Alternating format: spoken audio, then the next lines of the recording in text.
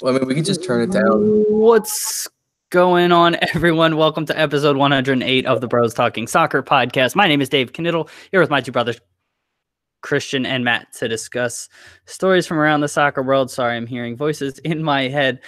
Christian, hello. Hello. Matthew, hello. Oh, wait. Are you still echoing? No. I was hearing voices because I forgot to mute the YouTube. Oh. So, hello, everybody. I see. Okay, it's I was on confused your what you were head. going for. Yeah, sorry. Hello, everybody on YouTube. Please interact with us. I have that up here in the background, and I have muted it now, so I'm not hearing voices anymore. And say hello, interact with us as we go along here. We would love to hear from you. And Christian and Matt, I think we are ready to go. You're promoting yards? Yeah, why not? Our cousin who had a baby today works for Yards, so here we go, bringing it all together. There you go. Congrats, Emma. I'd also Congrats, to Andrew. Bud Light. Andrew and Emma Grace. Andrew and Heather on Emma Grace. Okay, yep, we got it. Christian, you have a trivia question, correct? I do. And Matt, you just have your act together? Maybe. All right, cool. Let's get this thing going. But yeah, please feel free to say hello, interact with us as we go along here. Again, I have the chat feature up in the background. What's going on, everyone? Sorry.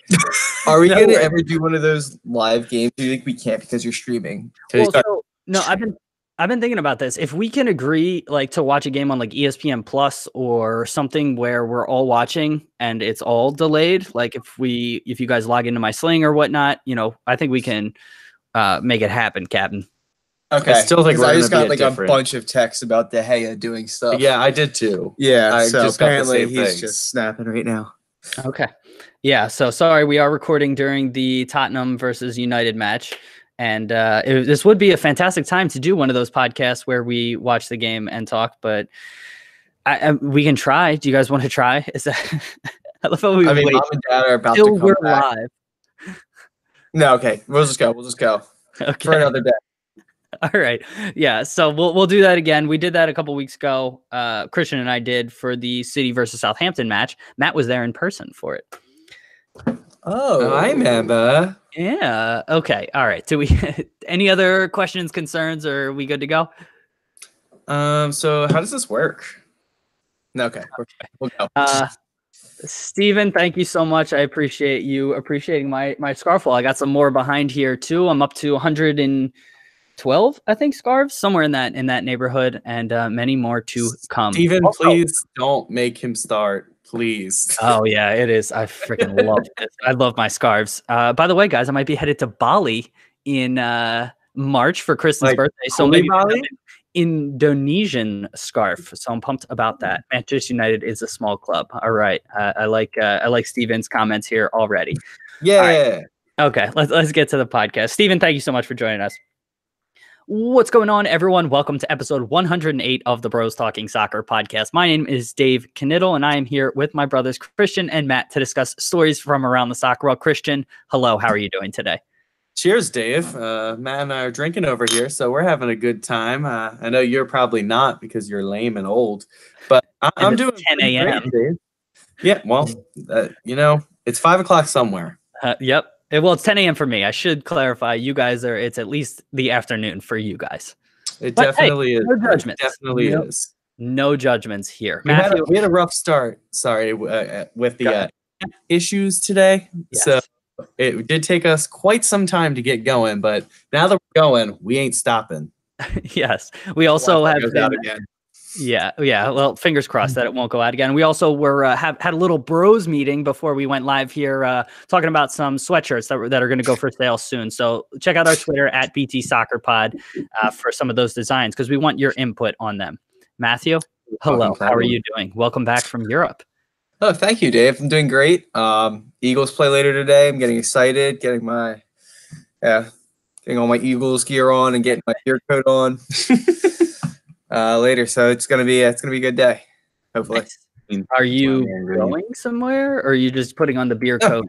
Just No, Mom, go upstairs. Yeah, mom and dad made a bunch of extra food. Made a huge thing of chili and made the pepperoni strombolis. So Yeah.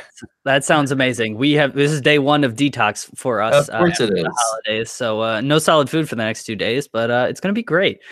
You Matthew? baby? Yep. Exactly. Big Yep, baby. Christian. All right, Christian, over to you for a trivia question this week. Trivia question this week is there are 2 players during the 18-19 season that have double-digit goals and assists, so 10 or more. Do you know Okay. who those 2 players are? You said 18-19. I thought you meant the year 18-19. I was very confused for a second there. But You don't remember that great year where the 2 people had goals and assists over 10? Yeah. So can you hold up? Can you repeat that? Because that completely threw me off. So I didn't listen to the rest of So it. in the 2018-19 season, which is the one we are currently in, only 2 players across like the major European leagues have 10 goals and 10 assists, so double digits. Can you name those 2 people? Double-digit assists. Okay.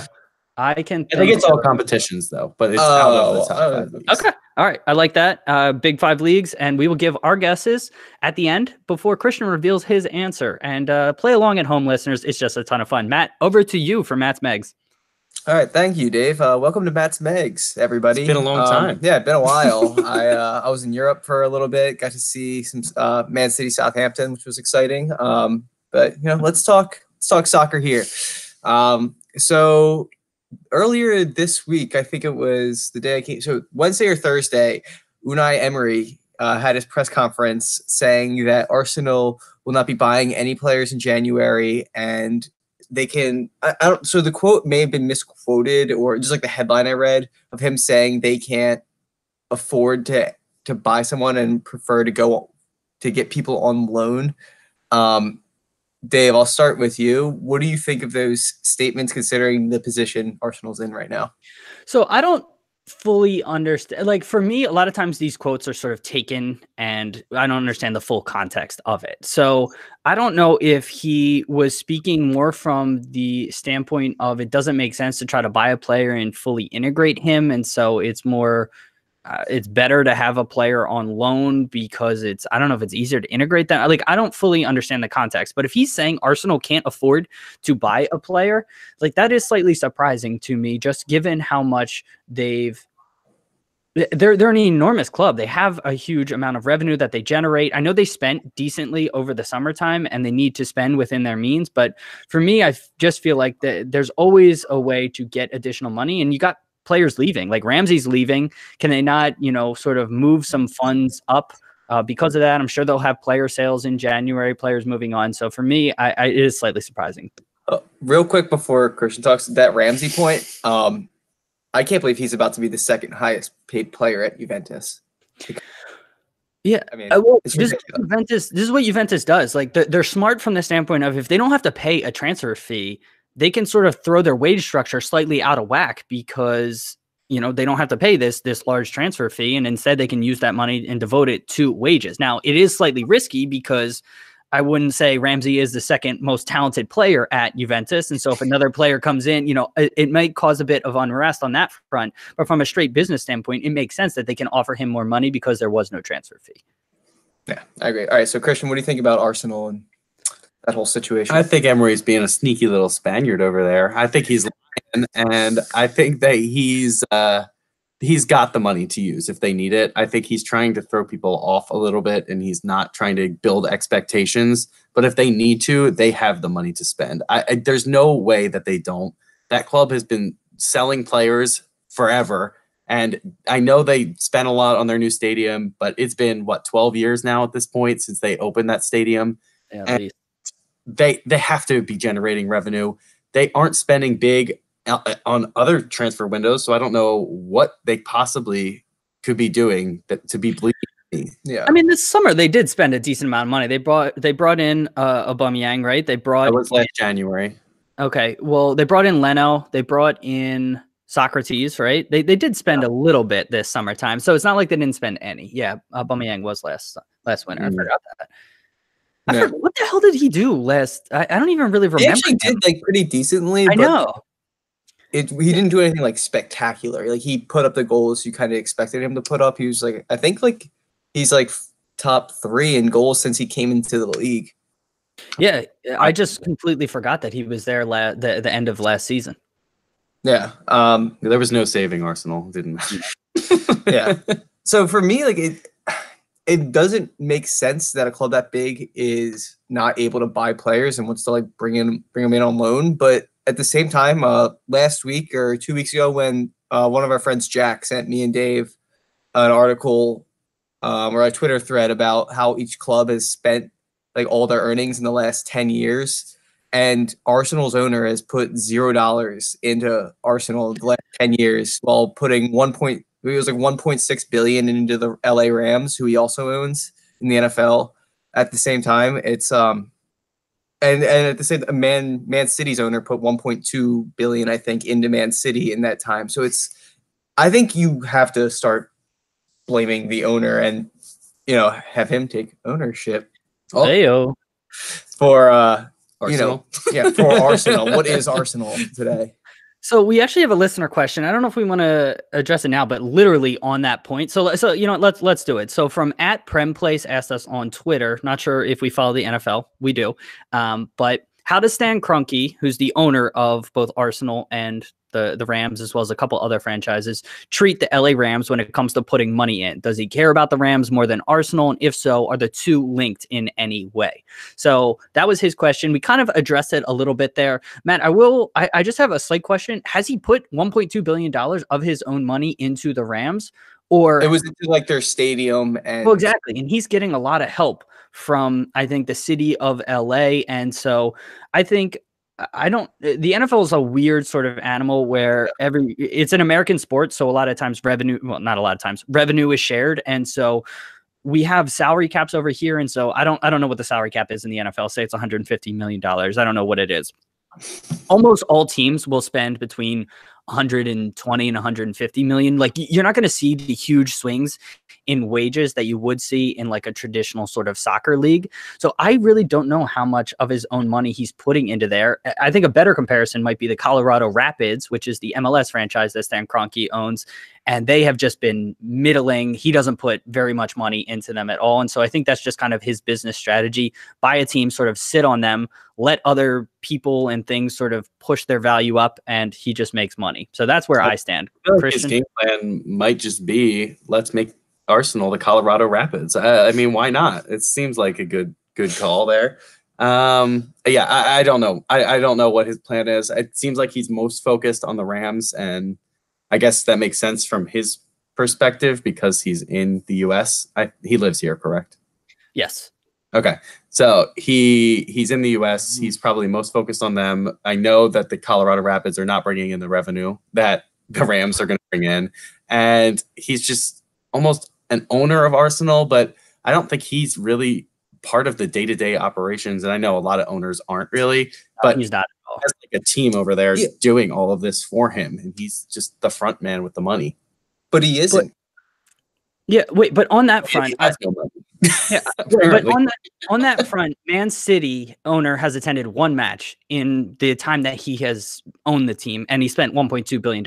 So you can be not physically present, but still be very much involved in the club, and hire the right people. And I don't know if he hasn't hired the right people, if he just doesn't care. Kroenke, I'm speaking about now, but there's clearly a disconnect because you can still care about the club. You can still invest the right way because, quite frankly, City has invested the right way. Yes, they've invested in the first team, but they have spent a ton of money on infrastructure. They've built out their women's team. They're ingrained in the community, and they've done a really good job of that. Whereas Kroenke just has done almost the opposite. So that's where I fall there. Matt, you were going to say something. Yeah, so I was going to say, like, Christian's point, I understand if he like is more focused on the NFL, maybe because he's American and like that's our sport. Sorry, I almost knocked over the laptop. But Arsenal's going to make you so much money. It's not like the Rams. I understand that they're a new franchise in LA and you're going to make so much money from that. But Arsenal's one of the biggest sporting clubs in the world. He can make so much money from Arsenal. And I think he has made money, but not without having to invest. So I think for him, that investment's good. But for the state of the club, like why it seems like the fans are starting to get fed up with it and realizing that like all these teams are catching up to us or, kind of passing us, especially the top six, because they're spending so much more. I feel like he's almost looking at it as I don't think you've done enough for me lately. It's like one of those situations where they haven't been making the Champions League, so they're not bringing him in money, so he's not giving them money to spend. But that's kind of not the way that soccer works, but he might be thinking of it from that perspective. And the point, you need to invest money to get better, to get back into the Champions League, and he might spend money to make money. But the thread that my friend sent me and Dave, it was saying that Arsenal's made like a decent amount of money through the last 10 years. Like they have like pretty insane profits. They've sold a lot of players for a lot of money, and also surprisingly, selling players is not that big of a percentage of how much money your club makes, which I was surprised because you're always buying and selling players. It was like most teams don't like your transfer profit and how you spend like doesn't matter that much on player sales, which I thought was surprising considering like the sums of the fees of players nowadays. I was surprised by that. Yeah, so I just quickly pulled up while we're talking here, valuations 2018 Forbes list. And so the LA Rams are valued at $3 billion, whereas Arsenal's valued at $2.238 billion. So the Rams are more valuable. And so maybe he's just straight up playing the numbers and focusing his investments on what's more valuable. I don't know. Yeah. I mean, I kind of agree, but I'm not saying it's the right thing to do. I'm just saying, and I would be exceptionally frustrated if I was an Arsenal fan, but I'm just trying to give a little bit of the picture of maybe what's happening behind the scenes. It's incredibly frustrating, and I have sympathy for them. What are those rankings compared to other teams in the world? What are those rankings compared to other teams in the world? What rankings? The rankings he's looking at for Forbes. Rankings? So, like, who's number one, you mean? Yeah, like, who are the actual biggest ones? Yeah, I closed out of it, but it's fine. Don't worry about it. Okay. I think the Cowboys and Yankees are generally the highest. The Cowboys, Yankees, Real, Barca, and Manchester United are usually the top 5 global sports brands in some sort of order. But I don't have it. I don't have it now. But I think we've hammered home the Arsenal front and all of that. So that's quick last topic, sticking with transfer news. Alvaro Morata, who is he gets hammered in the media, but I mean he's clearly not lived up to his hype. He also gets hammered on the field. Yeah, he's clearly not lived up to his hype. Starting at Real Madrid and then going to Juve, and then from Juve back to Madrid, and then to Chelsea, which are all major clubs. And it seems like he's underachieved. Juve, he did pretty well. That's why Real brought him back. But then after that, he's pretty much underachieved everywhere else. And now Bayern Munich are looking to buy him, another major team. Christian, what do you think about him just kind of underachieving his way to the best teams in the world? As Barca are trying to bring him in on loan as well, which is just mind-blowing. He's garbage, and I mean that in the nicest way I possibly can. Utter garbage. He is not a good player. Every time he's on the field, maybe he's just not in the right system right now. I know he was good at Juventus, but he looks so lost. He looks like that Lukaku game where he gave the ball away all 12 times he touched it, as we referred to it yesterday, Matt. Mm-hmm. And like he does not understand. Maybe he doesn't understand English football. I don't know. He's just not. He looks lost on the field. He's not scoring goals. He's not providing anything to the attack. And he misses blatant, obvious opportunities to score, which reminds me of another Spanish striker at Chelsea, who I guess we'll leave nameless right now because fuck that guy. And I love Torres. The fact that he's being how do you not like Torres? I like Torres, but he fucked up by leaving to go to Chelsea, and it hurt me. So I'm still trying to get over it. Oh, you need to grow up. And then what was it? Oh, and the fact that he's linked to Barca and Bayern, I just don't comprehend. How can that be? Dave. Yeah. So sorry, I was waiting to be called on. That's the thing that's most surprising to me. I think for Morata, he's just a very emotional, very sensitive player, and he clearly does not have confidence, and he just looks like it on the field. Like he just looks like he does not want to be there. Looks like the pressure in the moment is just too much for him. He's a very talented player, as he's proven at his previous stops, but just something is not right with him. And I can't for the life of me understand why a big club would bring him in, other than the fact that he clearly can't lead the line at Chelsea, right? He can't be the number one striker. Like, that is not working for him. At Juve, at Real, he was coming off the bench a lot of times and was sort of a complimentary piece, and maybe that's his role. And so if they're bringing him in, assuming that, hey, we're going to keep Lewandowski and he just needs to be a second option, or at Barca, we have Suarez and Morata just needs to be a second option, maybe he can thrive in that situation. That's the only possible explanation I can have for this. Yeah. And yeah, so I think like as a second option, I think he is a decent second option. I mean, he's played in the Champions League for his whole career, so going to big clubs, like he knows kind of the competitions and I think what it takes to be at those clubs. So I think for a backup striker, that actually might end up working, knowing what it's like in those atmospheres, knowing what it's like to be playing for those clubs. So it's just crazy to me, like in terms of quality and like what he's done, that he just keeps getting linked to, the highest clubs. But I guess it makes sense as a second option. But he's a second option at Chelsea now, and he's still not doing anything. That's what's blowing my mind. Like, why is he being linked anywhere as a second option? No. I mean, sometimes you need to change of scenery. Like, Batshuayi at Chelsea wasn't doing anything, and then he was great at Dortmund.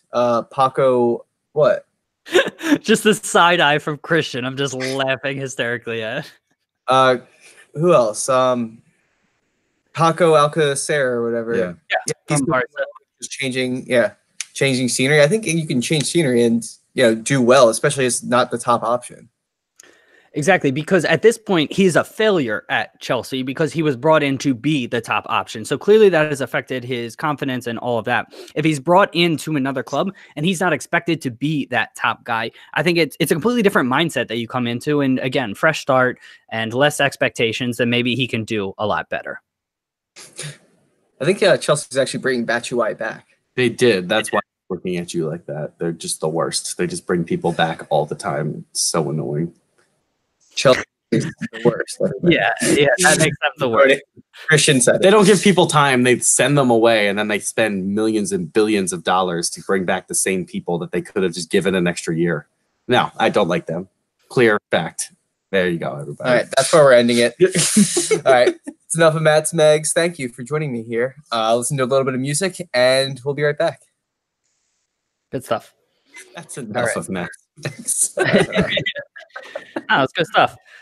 Do you guys, some other reports in Spain are that Atletico Madrid want Morata as a target man, so Griezmann can play more freely as a 10. But yeah, he's a flop. Yeah, he's definitely a flop. So that's from Paul. Diego Costa, though. Other Chelsea. He starts doing shitty at Chelsea, and then he goes somewhere.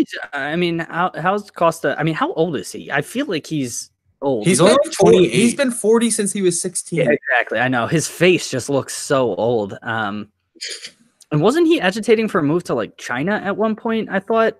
I don't know how it's going there. So maybe it seems like the type that would want to go to China. Yeah. Atletico Madrid. What's going on with Arnautovic? Is he going to China?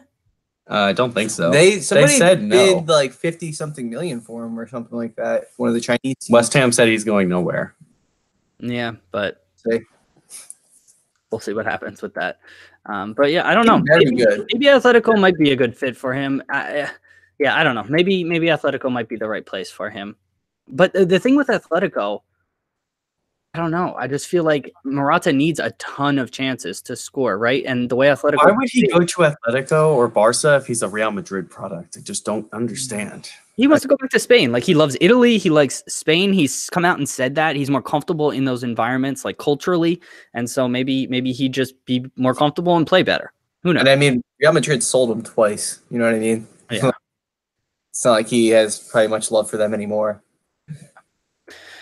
Yeah, there's no love lost in professional sports. Christian and Matt, do you guys want to do the stadium scene plug? Yeah.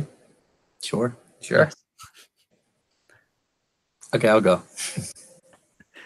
Check out our partners at stadiumscene.tv. They will provide you with information on any stadium you're going to in the US or Canada, any events in the area, any parking suggestions, any restaurants and bars to go to, any type of events in the area. definitely check them out. Matt, what else do they do? They also partner with content creators like ourselves and offer podcasts, blogs. What else, Dave? YouTube videos. YouTube videos, all that great content. It really it's just a great site for all sports. It's not just soccer; it's all sports. So check them out at stadiumscene.tv. Awesome. Great stuff, guys. Christian, I think whenever you are prepared and ready to go, you can just take us away. I can't wait.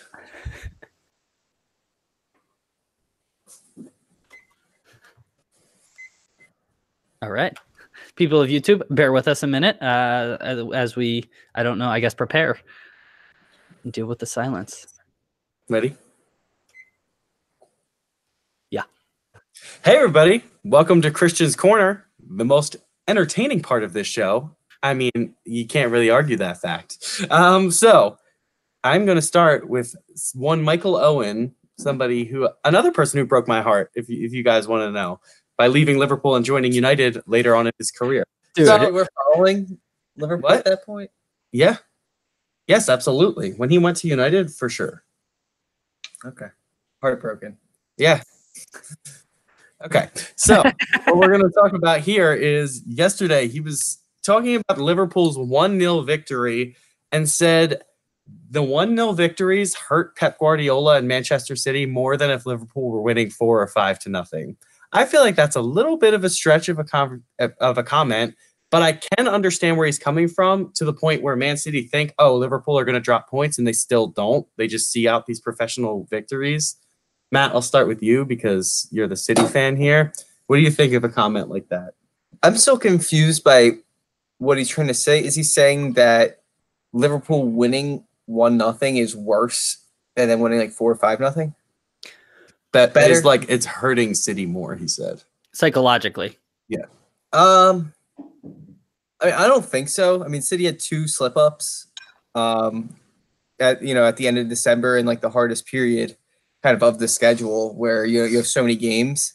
I don't think City's really thinking about that because they've looked great the whole season other than, those 2 back-to-back games at the end of December. I don't think they're really thinking about it. I mean, the goal difference is level right now, other than until yesterday. I think Liverpool's now 1 ahead after playing yesterday. But, I mean, the goal difference is close. It's not like you're going to have close games, and Liverpool are blowing teams out.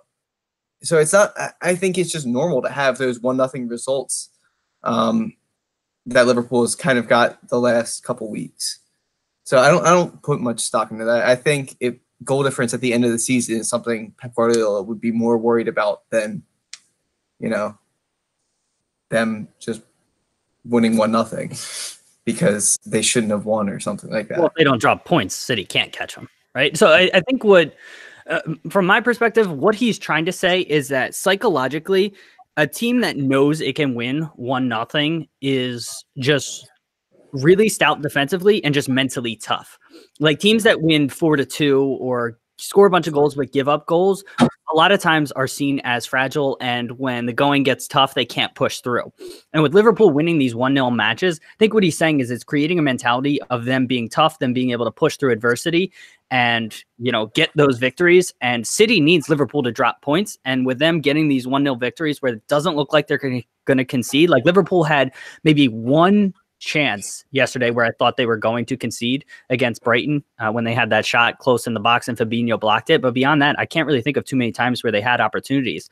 And that is sort of psychologically tough, and it puts pressure on City. Maybe that's what he's trying to say. At the end of the day, if I'm a Liverpool fan, I would gladly win 4 or 5-0 rather than 1-0. But there is something to be said about teams that can just know they're not going to concede and just grind out victories.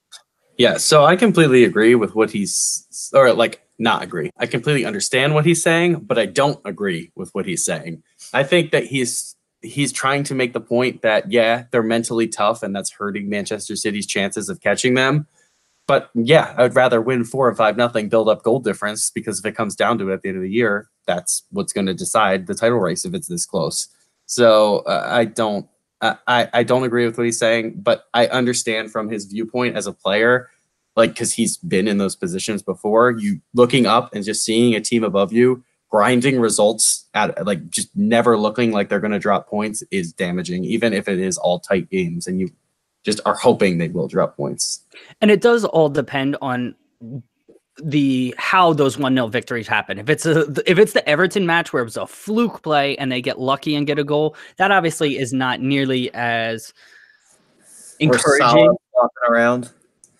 Yeah, well, that was clearly a foul yesterday. That was a foul, that one, but he has flopped. Yeah. What was the I can't remember which one it was when he got pulled. Was it Newcastle when he got pulled slightly and he just went flopping, whatever. I can't remember the match exactly, but that's a different story. But if they're winning sort of luckily, or if they're just dominating, not conceding any chances, those are two very different ways to win 1-0. And they're winning a lot of times more on the dominating side of things. So it's encouraging being a Liverpool fan. Yeah. I don't, but I think even for City, it's like if you're looking at them and they're winning 4-0 rather than 1-0, I feel like that's even more, demoralizing. You're like, all right, well, we're never going to catch them at this point if they beat every team 4-0. I mean, I feel like it's more motivating that, they go against Brighton and have won 1-0 both times against Brighton this year. It's like, all right, well, at some point they're going to slip up. I think if you're hammering the smaller clubs, it's like you have less chance. I think it's you looking at those results and you see, okay, Brighton had one shot on target. And you look at all the other results that they win 1-0 in those types of games, it's always the same. They're really not giving up opportunities. So if they are going to drop points, it's probably going to be 0-0 games or maybe 1-1. But it's just they're so stout defensively. I think it harms Manchester City's just belief that they can catch them. But I think Man City are still that good that they're in the race, obviously. Yeah, absolutely. I think the worst part is that nobody on this team is getting freaking hurt. Okay. City's yeah. None of their important players. What? Liverpool has dealt with a ton of injuries. Last year, City has been out the whole half the year. All right, sorry. There was a lot of yelling there. City last year didn't deal with any injuries whatsoever, and you ran out. De Bruyne was hurt. Mendy missed the whole year. I don't. So Mendy, I get, but the De Bruyne last year? I don't remember him being out for a long time. He was out for a couple, he probably missed a month. I don't remember that, but wasn't that already when the title was won? Wasn't that later in the season? It was late in the season. I think it was in December. So City had a ton of injury luck last year. Every team is going to have some injuries, but Liverpool has dealt with that, and I think City has definitely had more injuries this year than they had last year, and that's just a part of going through all of last. Stones did miss all of last year. Company was injured all of last year. Yeah, I disagree. So I disagree that City had Silva the same level of injuries that Liverpool has had to deal with last year. That's what I'm saying. That's just wrong. Okay. All right. Let's Christian, anything else to add here? No, I'm gonna move on. Okay. All right. So Leeds manager Bielsa, Marco, right? Marcelo Bielsa. He was caught sending spies to Derby's training pitch. Sounds very familiar of another team that's currently playing in the NFL, if you ask me. But Dave, I'll start with you here. What are your thoughts on hearing that news? So it's surprising, just from the standpoint of English soccer. It's surprising, just from the standpoint of English soccer. I mean, there's a lot of I don't know, unwritten rules or just gentlemanly behavior. A lot of times, diving is looked down upon, and so go along with that whole culture. You want to be a gentleman, and so sneaking around and trying to catch, a training session and get any little advantage is not very gentlemanly. But, cultures all around the world, it's very, very different. And in the Latin American culture and South America, they value, getting any sort of advantage. And so, it's interesting hearing just very different perspectives. I think because he is in England, he needs to gravitate more towards that culture. And he can't just play this card of, he's basically come out and said, this is normal in Latin America. I didn't even realize that this was a big deal.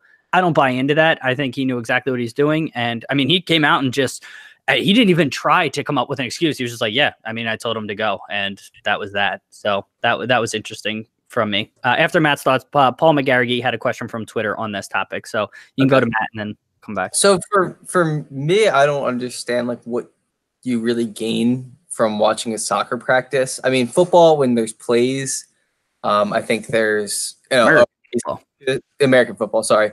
Yeah, to spy, like what the Patriots got caught doing. But like this, it's like, how much can you really learn? You can see everything on tape. It's not like they're coming up with crazy new corner set plays, and it's not like the set plays always come out like perfectly, especially even when you call them. So I think it's like I don't see the benefit or why it's that big of a deal, or why you would even do it. Like go spy on another team, watch a training session.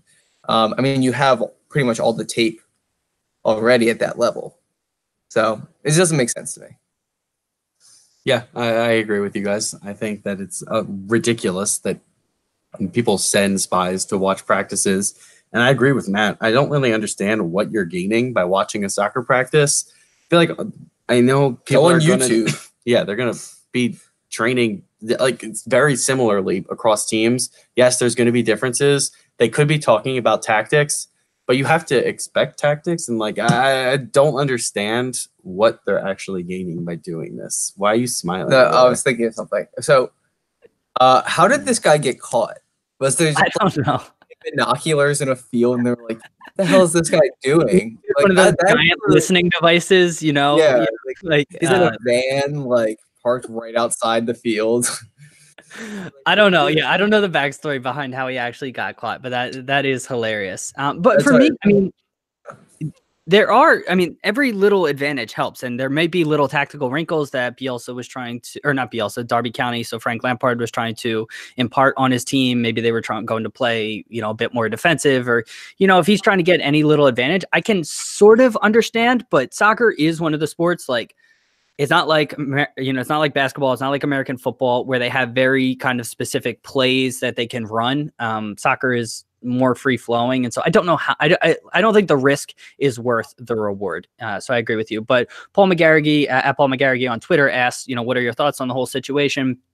Bielsa said he had his staff do it in other countries where he's managed and it was culturally acceptable there. So he assumed it would be okay in England, which of course it isn't. So I kind of touched on that a little bit, but do you guys have any thoughts on that? How is that culturally okay in other places? You're cheating at that point. It's accepted in South America. So I was listening to the World Football Phone-In with Tim Vickery, who was talking about how in South America, everybody just assumes everybody is doing whatever they can to win, and winning just is valued the most. So diving is fine, cheating is fine, whatever you can do to win. And it's just part of the culture. Fighting. Yeah. I think it's funny, to be honest. If it's like I don't have any problem with it being like a cultural thing. I mean, I guess it's, I don't know how you want to say, more civilized, the English game, but I think it's funny if you go to another country and they're just doing anything they can to win. Like, just like, it's a game at the end of the day, but so you don't have a problem culturally them doing something that isn't a part of that culture. So him being in England and not subscribing to. Oh, I see what you mean. I mean, he got caught. He learns he probably won't be able to do it again from this point forward. So, I know. Interpreted the rules. So per usual, Matt's okay with it until somebody gets caught, and then it's not okay. Right? I misinterpreted the rules. Okay, so that's where Matt stands, Christian. I think you made your point clear. Yes, I believe so. There's one other part of this article that I wanted to highlight, and it's Neil Warnock's reaction to like hearing this news. And he was talking about the transfer window and all this other stuff with Cardiff as well. This is the Cardiff manager, if I didn't make that clear. I'm just going to read the quote that he said because it sounds a little bit bad. But he said, he's talking about Brexit, by the way. This is all related here to Brexit as well. I can't wait to get out of it, if I'm honest. I think we'll be far better out of the bloody thing in every aspect. Football-wise as well, absolutely. To hell with the rest of the world. What? Why would he say that? Yeah, we retweeted this from the Bros Talking Soccer Twitter account at BT Soccer Pod. Follow us on there. He's got like players from 11 countries. His owner is from Malaysia, I believe. The president is from like Cyprus. Like his team is multinational, and him saying this is just so tone deaf. It's not even funny. Yeah, I mean, I agree. He's an idiot. Yeah. Yeah. Okay. There you have it. That's great. I'm glad you guys filled in there. I'm gonna highlight this last topic just real quick. Get your guys' thoughts. Müller and Lovren will be out of at least the first leg of the Bayern-Liverpool clash in the Champions League. Müller is out both legs. I don't know if you guys know about what the suspensions are related to. Muller's is for his tackle on Tagliafico. Yeah. Trying to decapitate him. So he got a 2-match suspension for that. And Lovren's is for tweeting about the Spanish players and specifically Sergio Ramos, calling them pussies over Instagram Live, I believe. So would you guys think these punishments are fair and right? I'll start with Matt here. All right, so Muller, I mean, yeah, you kick somebody in the face. You can't do that. So, I mean, it sucks that he's missing out, but sorry, JS, because I know JS is the biggest Muller fan. That's what I remember. The Reimdeuter. Yeah. So, yeah, I don't think it's going to matter that much for Bayern, because I think they have depth in that creative position now with James and other creative players. I know his runs are different. Muller, and he just knows where to be, but I don't think it's going to matter as much. And I also think Lovren is not going to matter as much. I think it's going to matter. It gives us better. Yeah, advantage. I don't think it's the worst thing in the world or he's not irreplaceable for Liverpool. But wait, what did he say, Lovren? We never got to that. What did he actually do? He called Ramos? Yeah. Oh, I thought you said the other guys were calling them. Okay, that's just funny. He has to spend. Yeah. For me, I'm okay with the Muller suspension. It occurred on the pitch. He kicked somebody in the face. Like he could have really, really hurt them. I'm fine with that. The Lovren suspension, like he's talking on social media and like what they came out and said that it wasn't sporting behavior of him or something like that. Like, I don't know. For me, it was too much. I don't think he deserved a suspension for that. I think that's funny. Yeah. I mean, it's just, I don't know. For me, I don't think he deserved a suspension. Like a similar thing. I mean, he definitely, I don't know if he said pussy, like called them pussies, but I mean, Ramos was saying something about Salah in interviews in the beginning. Well, he just said like they're still talking, like just move on. Like I think that's more or less what Ramos said. I don't think he was. Arrested Development taught us anything. Pussies is a good thing, right? Yeah.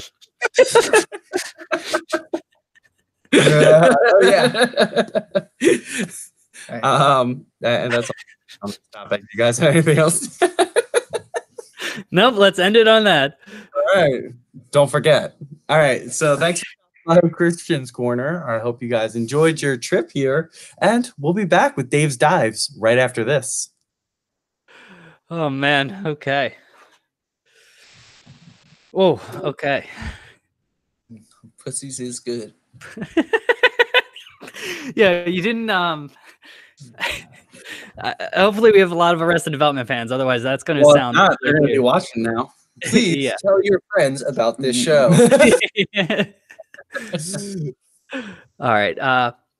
Hey, everybody. Wanted to give a quick plug for our partner, FNX.network. FNX.network is a website you want to check out. It has stories, podcasts, and all different kinds of content about a variety of topics, not specific to sports, but they have sports on there. Entertainment, video games, lifestyle, tech, and more. All of that is available over on FNX.network. Go check out our stuff as well as tons of other awesome content. All right. And all right. Halfway done this beer right here. And goes, I have to go get another one. Hey, he's living it up. I mean, and he was like, "Oh shit, I drank 3 already." Nice. Yeah. It's always a better podcast. He brought 2 down for each of us, and he's already almost done the 3rd one. Good. Honestly, the podcast is a little bit more entertaining when he's had a couple drinks. United won, beat Tottenham What is happening? I heard Tottenham completely dominated, and if it wasn't for De Gea, they would have won 3-1 easily. Yeah, he was the number one player. Wait, I thought Sissoko. Oh no, Dembele. Dembele went to China, right? What? Who went to China from Tottenham? I didn't know Dembele left. I think it was Dembele. I thought it was Sissoko, but maybe it was Dembele. Sissoko, no, he pulled his hamstring today. Yeah, well, that's why I was confused because I saw that. But was it Dembele? I didn't get another one. I was like, oh, I gotta drive in a second. So, wait. You also halfway done that one. You still have half of that. I mean, 3. Yeah, exactly. All right. Thank you. Welcome everyone to Dave's Dive. All right, the absolute best section of the podcast, and Christian likes to talk up Christian's corner, but really everybody knows it's Dave's Dive. I said mine's the most entertaining, not the best. All right. Oh, well, so then mine's the best. Thank you for agreeing with me. All right, first topic is, should City have stopped scoring in their League Cup match against Burton? For those of you that may not know, City was up, I think it was 4-0. That was when I turned it off in the first half. Ended up winning 9-0 in the Burton match midweek. They have another leg in it, so it's a 2-leg semifinal. Matthew, let's go to you first. What'd you make of City winning 9-0, and should they have let up at any point? I mean, it's a League Cup semifinal. You know what I mean? I can't believe that Burton got to that point. Like, that's just mind blowing to me. It's hard to say they should let up. I mean, at 6, maybe pass the ball around, but I mean, considering we just lost to 2 kind of weaker teams, I think Pep wanted to kind of flex a little bit. The 7-0 and then 9-0 back-to-back games against lower league clubs. So I think it's I think he just wanted to get a point across of who Manchester City is still, and I think it kind of worked. So I don't think they should have let up. Christian, do you think they should have let up? It's hard to say that they should. This is a semifinal with 2 legs, so they want to make sure there's no chance at all of a comeback. Yes, there wasn't going to be, even at 4 goals probably, and probably less than that.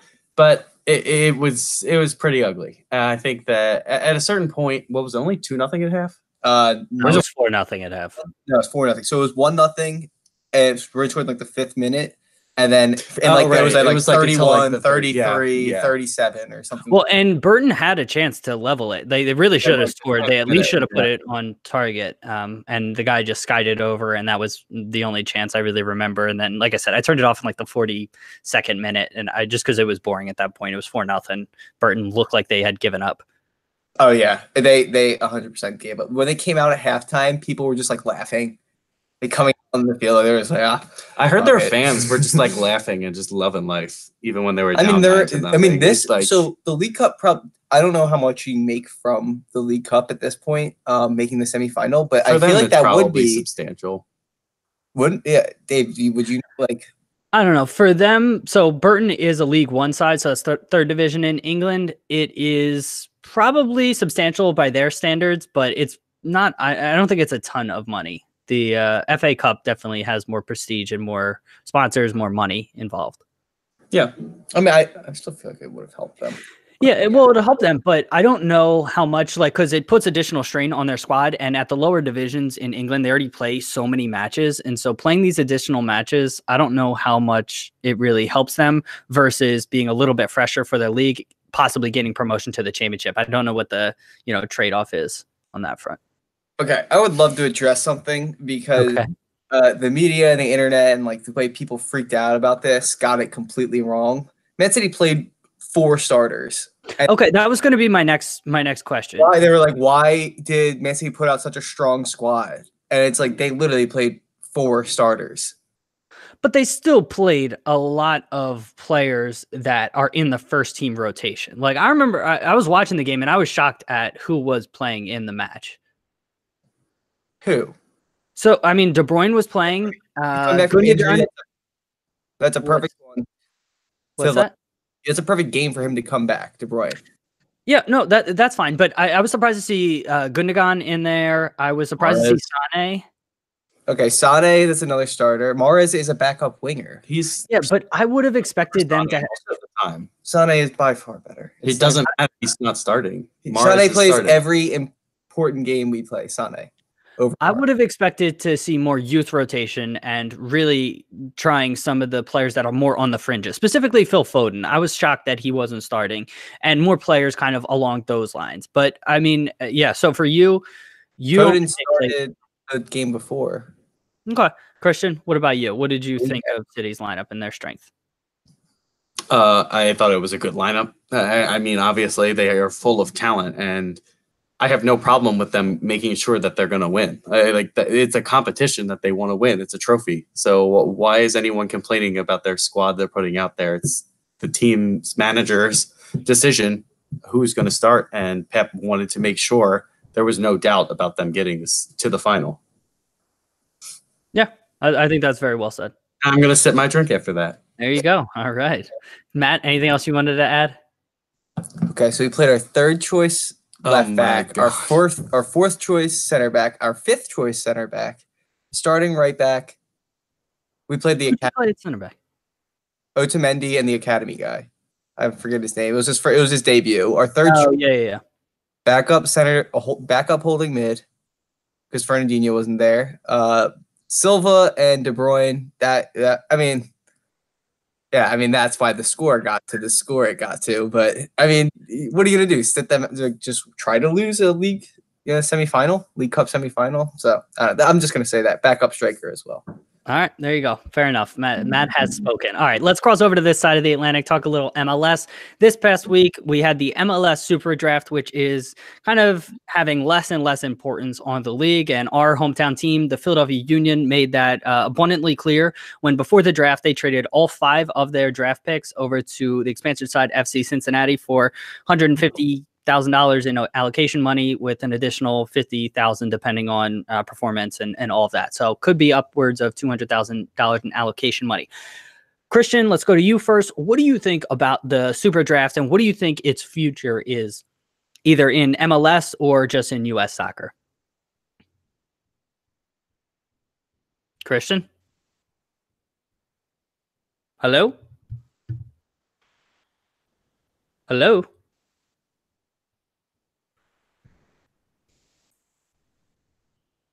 I don't know what is going on. Can you guys hear me?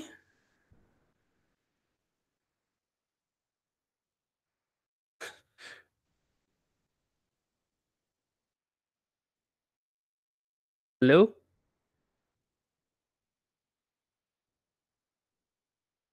So, hey, Steven, welcome back. Sorry, we're dealing with a technical issue right now.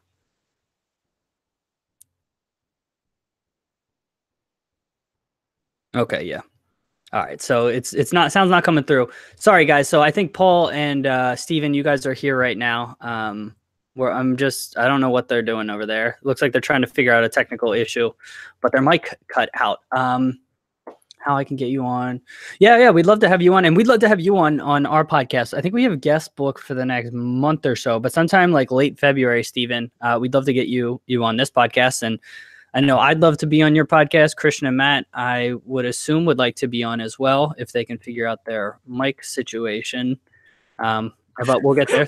Oh, there we go. I hear voices again. You ever just press mute and then not realize you pressed it? No. Yes, I have. Okay. What the hell happened? So it wasn't actually muted on Google. It was muted on my keyboard. We pressed the wrong. Oh. And so, yeah. Okay. Okay. So before we get back into things, got a couple of comments here. Paul McGarrigy, who is a City fan, he said at the end of the day, it's a semifinal, and we showed the competition and the opponent by taking it seriously and ensuring we didn't underestimate the challenge. So, yeah, I think that's well said.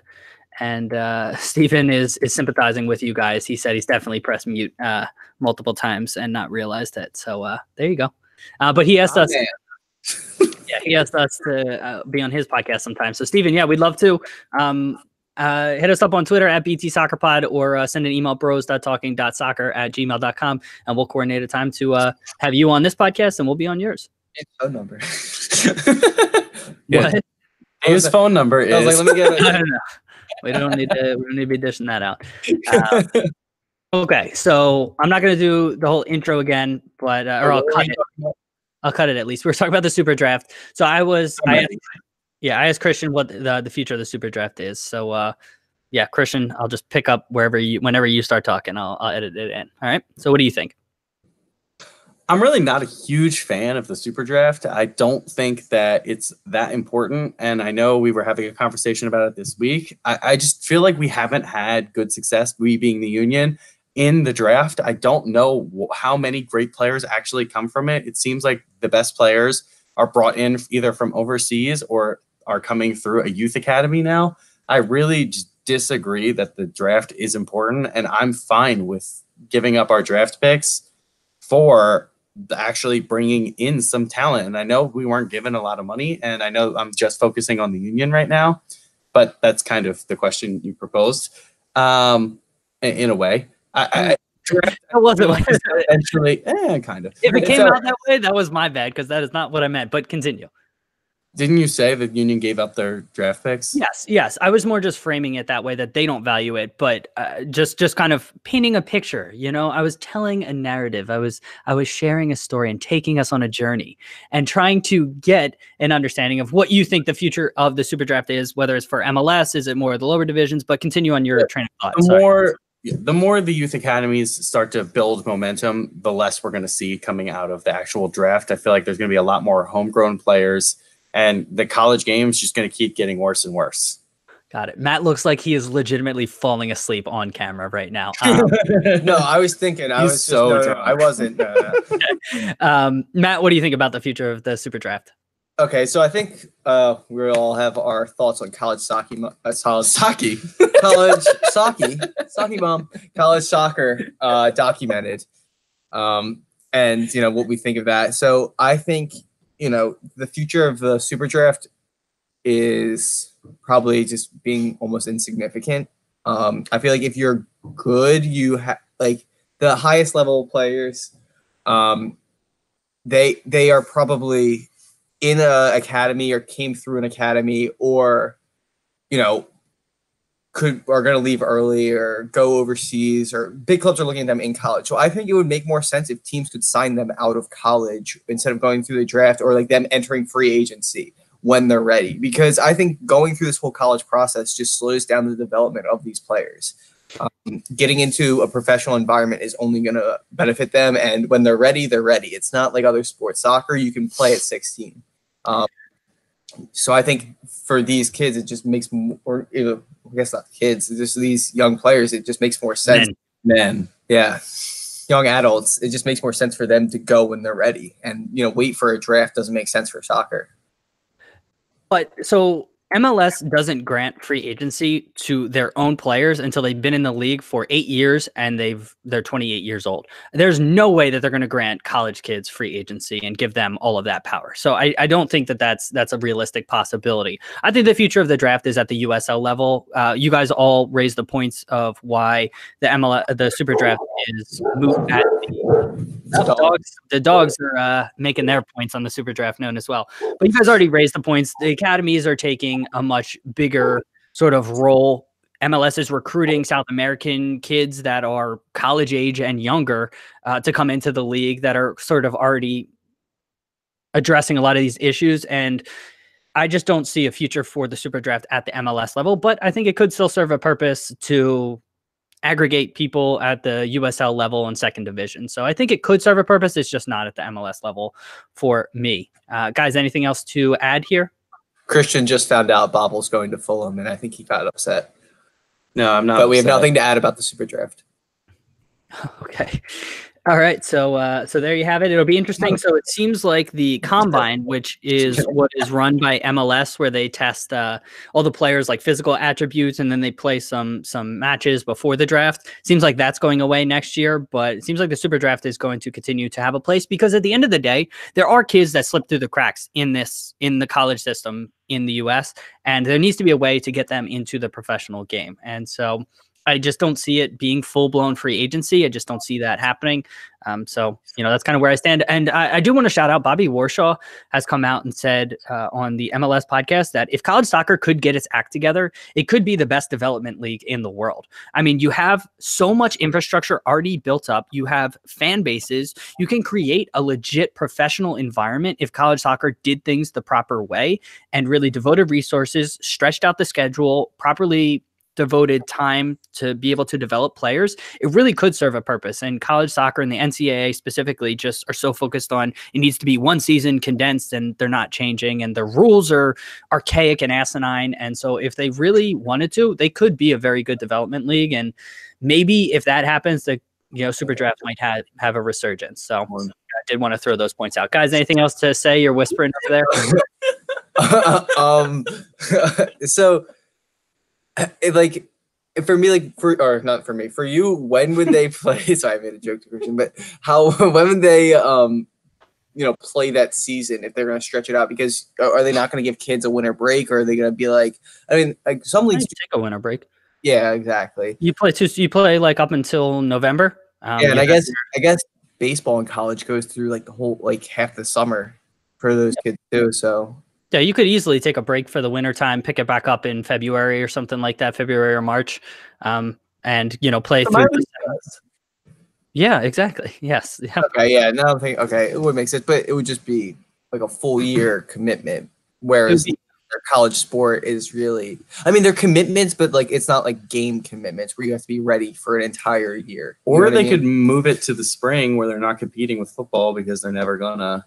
But that's not the issue. The issue is not competing with football. The issue is you have too many games packed into a condensed schedule, and also you don't have enough time to develop over the course of the year. And then you have these asinine. I mean, honestly, I went to even the women's games, but both men's and women's games at Penn State, and the crowd actually almost sold out every single game when I was there.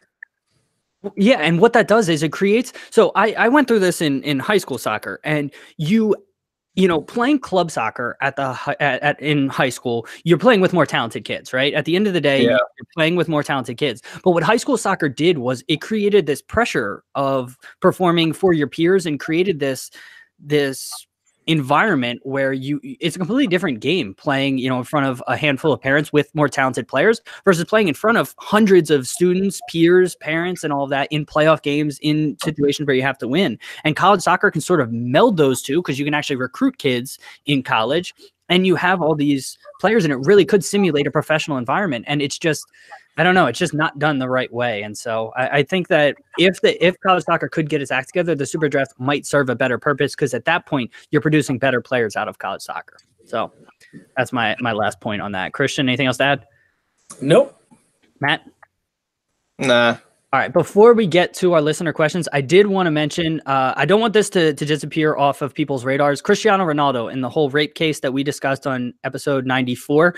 Recently, the Las Vegas Police Department requested his DNA in association with the case. So, we'll keep everybody posted when there's more updates on that front. There's nothing really to report at this point. I think it's standard procedure in a case like this. Ronaldo maintains that whatever happened was consensual, and the accuser maintains that it was not. And so, we'll keep everybody posted on what happens, but I did want to keep this front of mind. I don't want this to disappear sort of into the wind. So just wanted to make everybody aware of that. And so make sure to keep following that. And before we get to the listener questions, go check out the Soccer Tavern YouTube channel. It's making videos about the history, culture, and philosophy of the beautiful game. We have all different kinds of videos on there. So go check it out, and hopefully you like it. All right, first question from @SoccerSwap. He is based in, I want to say, Ireland, but he asked each of us to pick an MLS team for him to follow this upcoming season, give like a 60-second pitch on who he should follow from MLS. Christian, you want to go first? Do I have to pick one that I'm not a fan of? You pick whoever you want to pick. Hey, this is your pitch to him. I'm going to let you take the Union because I feel like you're going to do better with it. Okay. Well, no, I had another team in mind. I'm going to do two if you don't take the Union, but... Okay, fine, I'll do the Union. Oh, you're going to do Union? No, I wasn't going to do Union. Follow the Union if you're not from Philly. Hey. All right, somebody. All right, I'm gonna take the Union. All right, so you should follow the Union because Philadelphia fans are absolutely crazy, and we really are passionate. I mean, you could see it with all of our sports teams.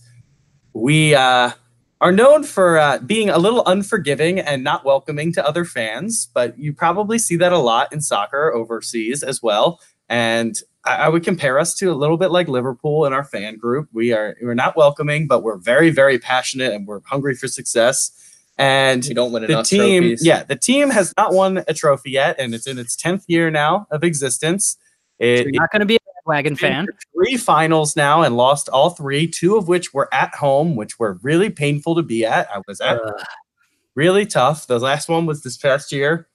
And we are a perennial mediocre team, and unfortunately, that's how it is right now. But we have a new GM. We have a new infrastructure coming into effect. We're really believing in our youth academy, and we're starting to bring players through. And we have the GM that we did bring in is Tanner, right? Is his name? Ernst Tanner. Yeah, Ernst Tanner. And he is bringing players in now from overseas as well. And hopefully we are going to have some sort of attack. And we have a coach who has been with us for now, 6 years? 5 or 6, yeah. It's been a while. Yeah. And he is him. He is a coach. He's a young coach, up and coming, and the Union is hoping to be kind of the Ajax of MLS, really devoting resources to their youth academy and sort of supplementing that with some talented players. So, yeah, I like the Union. But before I give my pitch, Matt, who do you think he should support? So the 2 I was going to say is either LA team for a guaranteed decent supporting cast for the entirety of however long, their existence, your existence, everyone's existence. The Galaxy the last 2 years have not been good. Yeah, but the players they get and the actual fandom you get and just like the entertainment you will get from supporting an LA team, they're always going to get the superstars. LA, it's the fandom from LA is not good. No, I'm not saying the fandom. I'm saying the actual city of LA is going to attract stars. LAFC supporters are pretty good, though. I do want to give them a shot. So when you go to LA or when you're a professional athlete, LA is kind of like the place to go. Is where all the celebrities are. Perfect weather, kind of like every day, and it's just like the place you kind of want to be. I mean, I can't stand LA sports teams as a Philadelphia fan because they just they have the worst fans and undeservedly get the best players in every sport, and it drives me crazy. But I understand why that happens. So if you just want to not be disappointed and be one of the many and just support an LA team, I think that would be the easiest to do. So I think you should absolutely support the Union for all the reasons Christian highlighted, and it's going to be a lot of fun. You wouldn't be a front runner, but that'll be my pitch. But in addition to them, I have season tickets. So there you go. Yeah, if you're ever in the Philly area, Christian could take it to a match and all of that. If you don't want to be a front runner but are looking for a team that's kind of up and coming, I really think the Columbus Crew are going to be really interesting in the future. They just got new owners. NFL owners, billionaires, they're going to devote a lot more resources. They're going to be building a new stadium in downtown.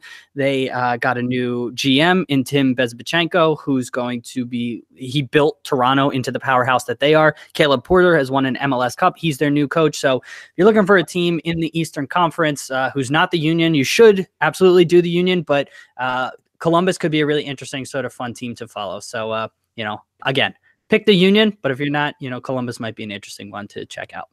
Anything else to add, guys? I'm mad at you now. Yeah. Okay. What's that, Matt? Union was the other. Oh, Union was the other team you were going to say? Yeah. The Union was the other team. Okay. Last question from @ThatArabKeeper. So far, 2 managers have been sacked during the 2019 Asian Cup. Milovan Reykjavik following Thailand's 4-1 opening loss to India, and Bernd Stange following Syria's 0-1-1 start. Do you think it's a good idea for national teams to sack their coach during a major tournament, Matt? Oh yeah, so I saw the Twitter exchange, and you kind of set the record straight. No, I don't think that's a great idea. We're in the middle of a tournament. I think after a major tournament is probably the best time to why? Start over, get a culture and get a system in the coach will have the players he wants actually at the team and not just walk into a tournament. And especially in like an international player pool where players maybe he didn't want are just there when he has, and he just has to use them. And then whereas if he had, a full cycle, he would be able to tell which players are going to fit into his system, his philosophies. And it would just be much better for the chemistry of the team. So I do not think you should fire coaches in the middle of major tournaments. I'll have that on record. Hot take. Even if things aren't going well? I mean, if things aren't going well, I think you're going to be out of the tournament regardless. Fair enough. Yeah. Yeah, you're right. Regardless. Christian, what do you think? Should managers be fired in the middle of tournaments? International soccer is all about systems. And if you get rid of your manager, your entire team changes. The players aren't used to playing together at the international level. It just doesn't happen. It's a completely different game than at the club level. And if you're changing your manager, the new one who's going to step in interim is not going to have enough time to really influence the game. So players are going to be confused. They're not going to really know how to play together yet. And the interim manager also isn't going to be able to bring in any new players. It's all going to be the same exact players that you have just when that first coach is fired. So I think you should stick with your manager, even if it's not going well. It's not going to change anything. At the end of the tournament, you just start a new cycle, and that's just how it is. Yeah, I mean, I agree, but I wanted to ask those questions. Guys, anything else to add on these questions? Any other topics? I don't think so. No. Christian? I am great. Thanks. Christian, can you recap our trivia question? We'll give our guesses. I would love to. Can you name the players? There are two in European soccer in the top 5 leagues who have double-digit, so 10 or more, goals and assists in the 2018-19 season.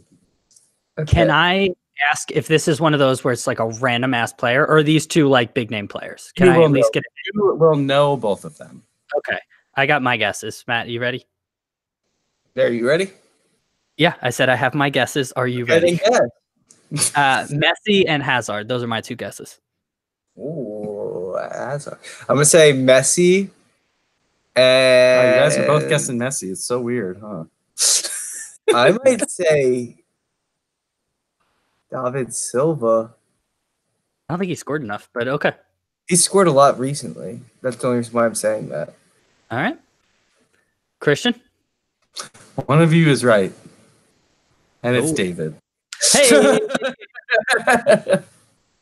Eden Hazard just became the second person to do that in this season. I can't. Messi did it over a month ago. Yeah, that surprised me.